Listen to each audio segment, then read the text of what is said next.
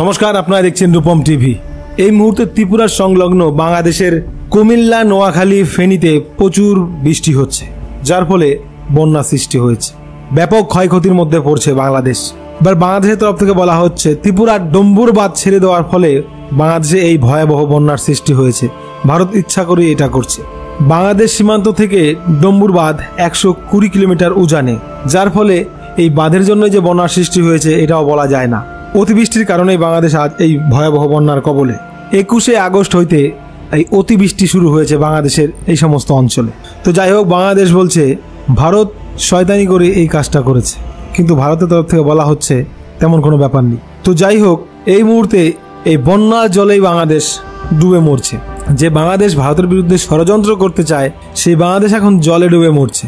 ভারতের সঙ্গে প্রতিনিয়ত দুর্ব্যবহার করে যাচ্ছে বাংলাদেশ। ভারত চাইলে বাংলাদেশকে শেষ করতে পারে, কিন্তু ভারত বরাবরই বাংলাদেশকে সাহায্য করে এসেছে। তো এই ডম্বুর বাঁধের জল এবং অতিবৃষ্টির ফলে বন্যার সৃষ্টি হয়েছে। তো বাংলাদেশের কিছু ছাত্র সংগঠন এবং কিছু চরমপন্থীরা বলছে ভারতকে উচিত শিক্ষা দিতে হবে। বাংলাদেশও এখন থেকে নতুন নতুন বাঁধ বানাবে, যাতে ভারত থেকে আসা জলে যেন বন্যা না হয়। ফারাক্কায় নতুন বাঁধ বানাবে বাংলাদেশ, এটাও চিন্তা ভাবনা করছে। ভারত বিরোধী অনেক স্লোগান দিচ্ছে। তো যাই হোক, যে বাংলাদেশ ভারতকে সবক শেখাতে চায়, সামান্য বন্যার জলেই তো ডুবে মরছে এখন বাংলাদেশ।